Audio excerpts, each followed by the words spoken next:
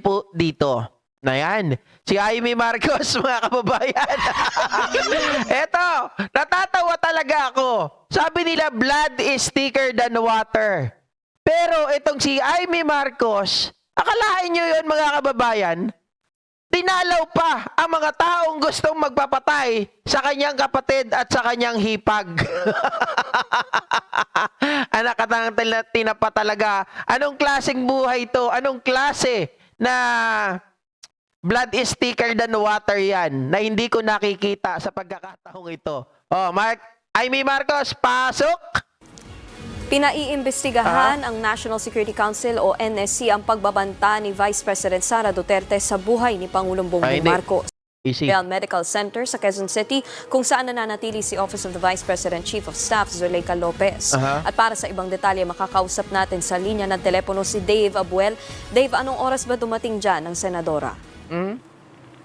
Niki, pasado 2:00 ngayong hapon nang biglang may lumapag na helicopter sa grounds ng Veterans Memorial Medical Center malapit sa gusali kung nasaan nananatili ngayon ang Chief of Staff ni Vice President Sara Duterte na si Attorney Zuleika Lopez.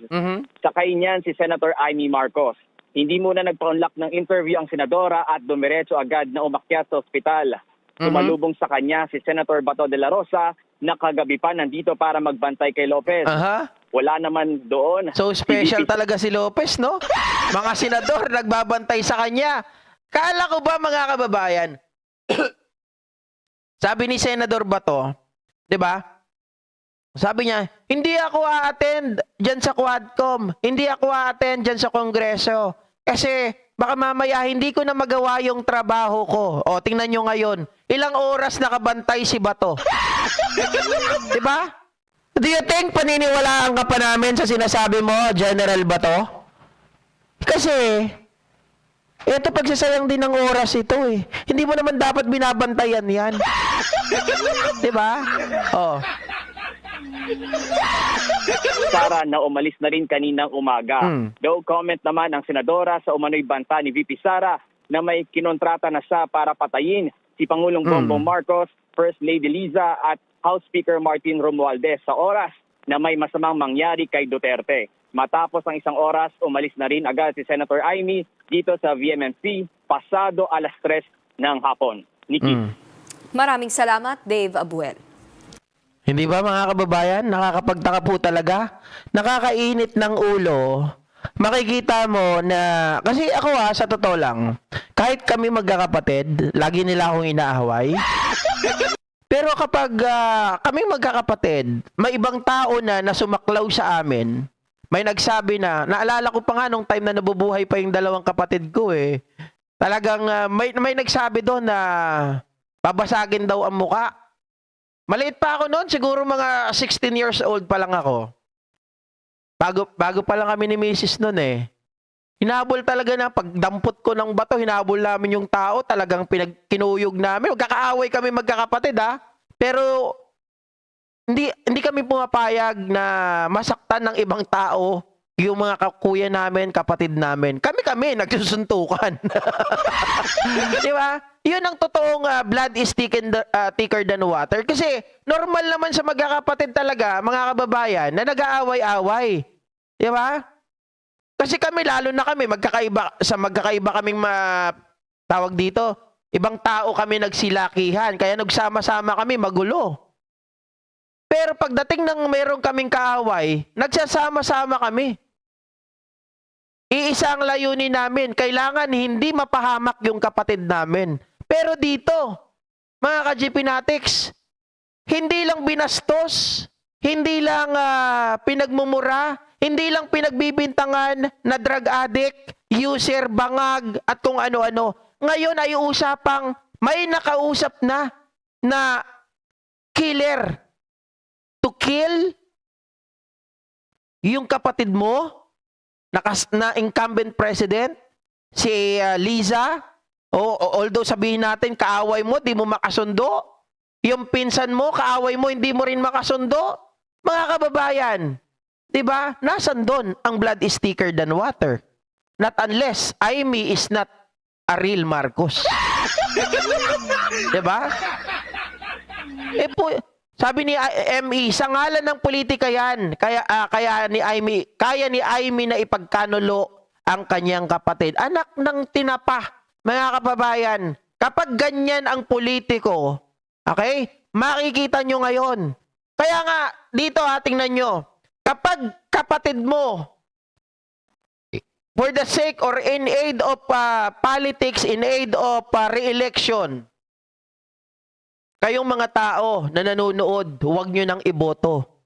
Tingnan nyo rin ang background ng pamilya kapag kagaya ni Duterte, nakalat-kalat ang kanyang mga anak, walang pagkakasundo. Huwag nyo ring iboto.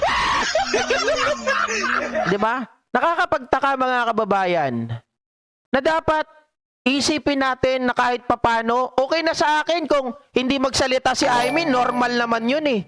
Pero yung ipakita mo, your presence, di ba? Your presence in the public, showing your sympathy to the other person that makes your sibling, mga kababayan, life in danger. Di ba? Putya, ibang klase to. Parang kulang na lang siguro kung may kapangyarihan or may kakilala itong mangkukulam, ipapakulam niya na lang yung kapatid niya eh. 'Di ba? Para mawala na sa mundo. Ngayon, ang tinatanong ko sa sarili ko, ano kaya talaga ang utak na naglalaro kay Aimee Marcos? 'Di ba? Ano kaya ang purpose niya sa buhay? Inggit ba talaga siya kay Pangulo? Kasi imbis na magstay ka na lang sa bahay, mananahimik na lang ako. Pero wala eh. 'Di ba? Pinakita mo doon parang ikaw mismo sa sarili mo, sinasabi mo na hindi kita kinakampihan. Parang sinasabi mo ngayon na sinabi ni Sarah na papatayin yung kapatid mo, parang yun pa. Parang ginagatungan mo pa. Hindi natin kailangan marinig, oy JP, wala naman sinabi si Aimee na gusto niyang mamatay yung kapatid niya. But the fact, sabi ko nga mga kababayan, the moment that you went there, di ba? Hindi mo naman pinuntahan yung kapatid mo eh, hindi mo kinausap. The moment you went there, dun sa mga tao na nagtatangka sa buhay ng kapatid mo, it really simply means na ikaw ay payag. Ikaw ay agree doon sa gusto nilang gawin sa kapatid mo. Di ba? Mga kababayan, nangangahulugan lamang na ikaw ay payag. Pabor ka sa gustong gawin ni Sara Duterte na patayin yung kapatid mo. Hindi po ba? Or, hindi, sabi ng iba, nagtitrisam sila. Hindi ko alam yan ha. Kasi ang alam ko, noon pinaghihinalaan ko sila ni Sara. Yung pala sabi ni Montulpo, iba daw. Diba? Kaya nga si Montulpo ngayon, si Bato de la Rosa, galit na galit eh. Sabi niya gano'n, napaka-malicious daw ng utak ng mga tao. Bakit kayo? Hindi ba malicious yung mga utak ninyo? Kapag kayo tinatamaan, angal kayo ng angal. Ha? Sabi ni Romeo Cadiente, big. Why talaga? Diba? Sobrang malaking katanungan. Bakit ginagawa ni Aimee yun? Sabi ni Danilo Huelar, good evening GP, si Aimee at si Sara isang utak na kinakalawang na. Palagay ko TJR 2K24. Diba? Meron talagang insecurity itong si Aimee Marcos kasi mga kababayan, during nung time na buhay pa si Apo Lakay, talagang ang gusto ni Apo Lakay ay si BBM. Kasi ang gusto niya maging pinuno, maging susunod na presidente sa kanyang mga anak, ay si BBM. Hindi niya pinili si Aimee. Mga kababayan, paano naman kasi si Aimee nung panahon na yon, sa totoo lang ha, alam niyo naman siguro yung issue sa kanya, tungkol kay Manotok. Pero ayoko nang pag-usapan yan. Basta pinaalala ko lang sa inyo, alam niyo yung issue tungkol kay Manotok. Kaya siguro ayaw ni Apo Lakay ng isang babae or anak niya na ganon ang ginagawa. 'Di ba? Kaya nga nangako siya noon eh. Sa future, merong isang tatayo na Marcos na magiging presidente na naman natin. O, diba? Isang lalaki. Hindi naman niya sinabing isang babae. Oh.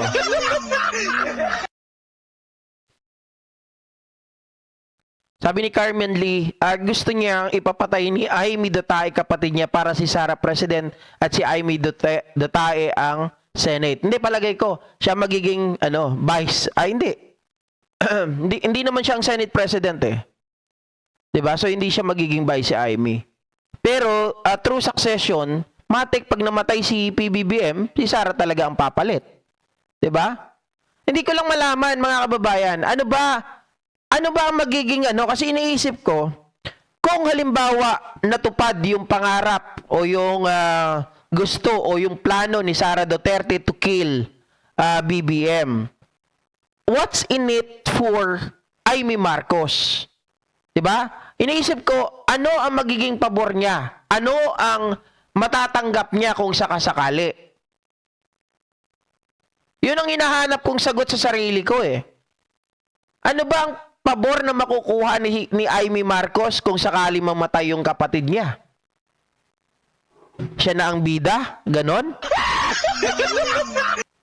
Lagi naman siyang bida-bida. 'Di ba?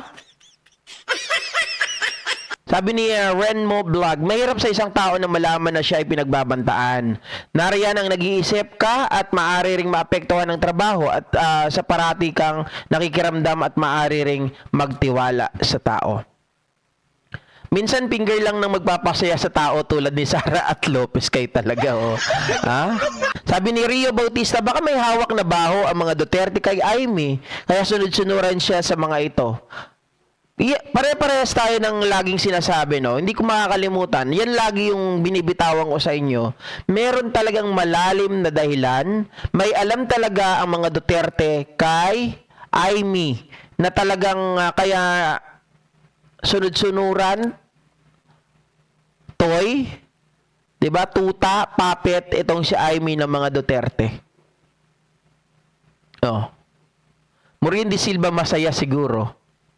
Sabi ni Ben Maranan, adapted niya si Amy pero kamukha niya sina PBBM at Irene.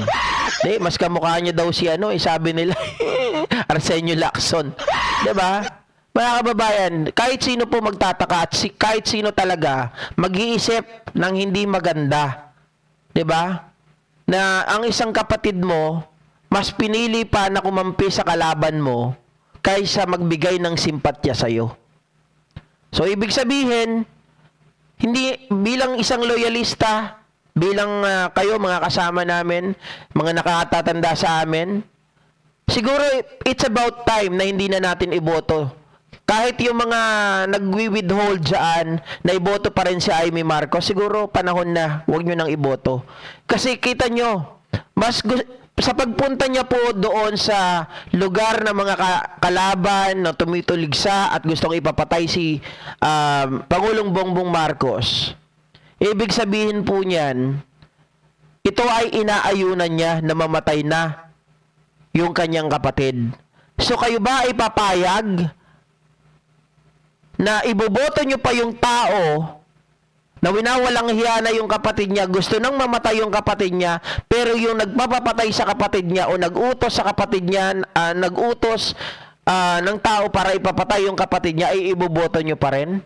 Kasi pag yan ang binoto ninyo, sasabihin ko kayo, isa rin kayo sa pagdating ng panahon, mga ka-GP Natics, ang magkakaroon ng cargo de konsensya. Bakit? Dahil ibinoto nyo yung tao, yung kapatid ng hinahangaan nyo na isang presidente, ibinoto nyo yung kapatid dahil isang Marcos, pero ang layunin ay kinampihan niya yung mga tao na ganid, may masamang plano kay PBBM. So kayo, pagdating ng panahon at nangyari na nawala si PBBM, cargo de konsensya nyo yan. At sana sunugin kayo ng konsensya nyo. Diba?